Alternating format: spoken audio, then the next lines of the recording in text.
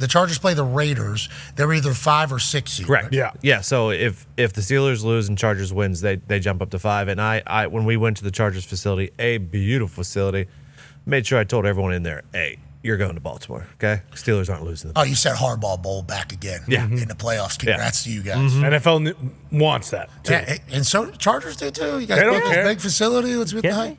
I love that Chargers team even more now. Awesome. Happy mission, AJ. We're on a happy mission. Everybody in that building was happy. Everybody. Yeah, I mean, look at the facility. First off, looks beautiful. I wasn't able to go there with you guys, but it looks awesome. I mean, what Harbaugh has been able to You were do invited. in 1 year. Your name There's was my on name. there. Your name I was see on my there. name. I Yeah, appreciate it. your name was Kyle cleared. Cathcart. Oh, okay. Yeah, that's Kyle. Yeah, because I was there. Yeah, and also Jose. Full names. Where Yeah, were you? full names up there. Shithead. Yeah, you were invited. Yeah, you were government part of names. the. Just, I saw some people. They were coming after me a little bit. Yeah, AJ couldn't come. Oh, Didn't get the invite. Yeah, this is just like when Rap Sheet wasn't able to come on the show. I took the heat for this entire thing. Just would like to let everybody know, AJ was clearly invited. AJ's name was cleared by the Los Angeles Chargers, but that would have been 12 people instead of 11. And Harbaugh would not have liked it. Yeah, I have to roll around with only 11. He said 11. That's a perfect number. That's the way it should be. You got to start an offense, start a defense, start a special teams walking around with you. That's how it should be. That was his first reaction. He was like, wow, you guys are rolling deep. Like, nice little entourage.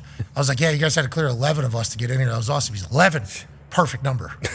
Perfect number. That was his first. That was his first. That was literally his first react. Everything he did was just, I don't want to say beautiful, but it was. It was. As advertised. Everything he did was awesome. That entire facility. He tried to give a handshake to that particular high five trophy. Did break the hand off. We had to put it back on. He said, I want to shake the hand. I want to shake the hand. I'm like, it's a high fiver. You know, it's on a handshaker. He goes, let me try it. He takes it off. I think that's gonna live in his office. I hope so. He seemed to be pretty pumped up about it. They were very kind to us. Yeah. Yeah, the ice cream in that place. They got cinnamon toast crunch, soft serve yogurt. Holy in there. shit. Oh, Really? Coffee, soft 2 new serve, flavors every single day. God, I'd be 260. yeah. They also had pizza oven. Yeah. which was just a smidge below. So good. It wasn't pizza, but it was It was phenomenal. very good pizza. A very good pizza. Then they had, I think there were some tacos and shit. Taco. Oh, yeah, everything. It was They like had a all mall. the different bars. Sun chips, They did have Bulk such. Garden salsa, and Harvest cheddar. You're right. They did have all that. This building, this Golf Yeah. simulator. Did you see Ortiz? Did Joey Ortiz? Oh yeah, we saw John. He came in, and obviously I thanked him for everything. Matlock is huge. Matlock's head is gigantic. I mean, that thing is really. Anybody get a workout in? You go in that weight room? We were in the weight room. 100 and bars. Not Coach- the VIP club. Silver Bells Club. Excuse me. Yeah, we're not in the Silver Bells Club, which is they got these old school dumbbells that are just metal. You know, they're old school, they're huge. And I think the way the story went is one of their offensive linemen during the holiday season or at the beginning of December was over there lifting in their silver. So he was saying, Silver Bells, and then he was benching, and then he was doing Silver Bells, doing the entire thing. So then Coach Herbert, who is Pittsburgh guy, who was at Wisconsin, then I think he was at Baylor, then he went to Michigan, and that's where he met Harbaugh. Now he's over there. Great, he's strength coach. Dog. Just great energy, Pittsburgh guy. As soon as you heard the Silver Bells thing, he was like, wait a minute, I think we can do something with it. They made a VIP club. They put red Velvet rope. velvet ropes around two of the benches or whatever, and then it's all the Silver Bells. And then if you get in the club, obviously they open you up to come on in and then put you in there. Khalil Mack, 200-pound single arm. What? Yep. Yeah. Dumbbell. 200 Silver Bells, 200 pound. 200 pound. He's the biggest one. It's the biggest one in there. Justin Herbert, I think, has a 150. It was impressive. The 150 pounder, it's for a one arm bench over there. It's like they all commit and love what's going on in that weight room. They all commit and love what Jim Harbaugh's preaching. And everybody in the building's happy.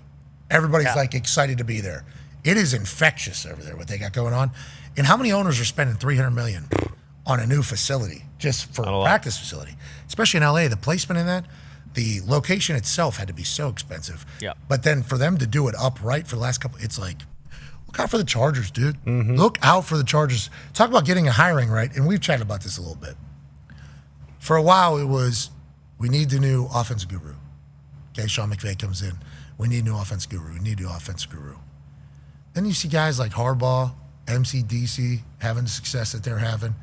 And it's like, are we getting back to a time where it's like, hey, we need somebody that's able to build a culture. We need somebody that's able to lead people. We need somebody that's able to bring people together. I think so. And that's good for football, I think, Chuck. Don't you agree? As a man that was that type of guy. 100%. Can you imagine just talking about because a great culture, you guys walked in that building, you could see it. You could feel it. You could taste it, right?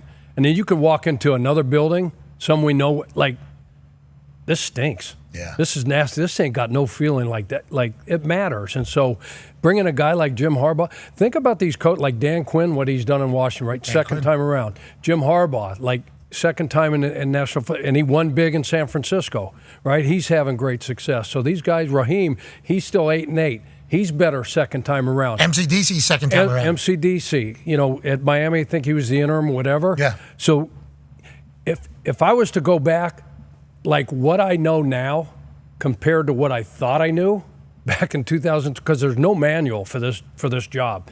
But the one thing we all do know is, like, culture matters. And so what you're talking about, that building and that infectious, like the energy that he brings, like why wouldn't you want that? And everybody in that building, and then a guy that you actually come in, you can feel him and like, okay, this is a guy I want to follow. And you get everybody to buy in like that. I'm talking front office, ownership locker room, ownership. Yeah. Because you just sit around and watch after those games, and you watch everybody standing there waiting to call up in the locker room, in Spanos, both of them, he's a jolly good fellow, for he's a jolly good fellow. Now, granted, winning helps. Yes. But do you win because of the culture? But think about MCDC, right? How he started out 0 and whatever, and then the next season 0 and whatever, and then finally it clicks in, and you start to get a taste of winning and how to win, and that team learned how to win, and they drafted like crazy, and they got really good players, but they stayed with it, and there was continuity. It wasn't one of these owners like Tepper down in Carolina, like, oh, out. You just can't buy that. You got to be able to figure that out. You got to be able to get a guy in front of you like okay, this guy's the real frickin' deal.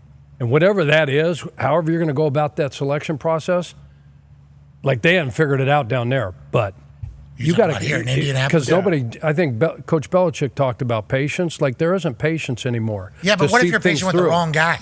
Like that's like the biggest issue, which is what ownership kind of fears, is you see red flags potentially, and it's like, is this guy ever going to be a leader or is he not? And then waiting and waiting and waiting. What if you wait 3, 4, 8 years to find out if the culture that you were hoping was going to settle in never settles in? Then you just completely wasted an era, which is, I'm just saying that's a counter argument. I'm not saying it's right. I'm just saying that is what the counter argument is to all these things about patience. Well, what if you're patient with the wrong guy? Then you're in a bad spot. Then you've set an entire fan base, a generation of a fan base back. Well, and that's why, like, we love Ben Johnson, and like we all have faith in Ben Johnson being a head coach, I assume. But like this far out, and what is it? It's January 2nd. The head coaching cycle hasn't started yet, but it feels like Pete Carroll and Mike Vrabel are both like locks to be guys like this who can turn it around. And this wouldn't be Pete Carroll's second time. He's been, Seattle was his second time because New England he was the head coach, but like Vrabel was in Tennessee. That was his first head coaching job. I assume what he's learned over this past year, being in a place like Cleveland, and what he can bring to a team now would be exponential compared to some of these places. Well, that's what I was going to say. Like, do you think now, and it's not the case. It's not the case everywhere, but if you want a guy who needs to completely change the culture of a place, like look at all the guys we just mentioned: MCDC, Harbaugh. Vrabel, like, do you think it needs to be a guy who played in the league for a while? Because it seems like all these new guys that are getting, like, they are the gurus. They're the X and O's guys. Like, they don't necessarily, and it, I assume, like, I look at a guy like Matt LaFleur who, like, now, however many years into this, like, he's starting to get his culture in place. But the first couple years, that was always the knock, is like, this guy's a play caller. Like, he can't necessarily. He was up against it too with like an old generation of a team. I think. Like, I feel like LaFleur probably feels like he has his guys. Gooch feels like he has his guys. For sure. And I agree, he was just a play caller, I think, as opposed to being a leader. But you don't continue to win like that without having some good leadership. Definitely not. Behind closed doors for him, it's like the culture people are starting to come back, I think, into fashion. Like, I think it's starting to become a good thing, and that's good for ball. I think that's good for ball, AJ. Do you agree with that? It's great for ball. I don't think you have to be a former player to like have that command of the room or have control, but it sure as hell doesn't hurt. Like, especially early on, I think if you can have success early on, it just kind of springboards you, and it gives you a jump start where you might not have to have those 1 or 2, kind of terrible seasons while you turn over the roster and try to figure out who's the right person to be.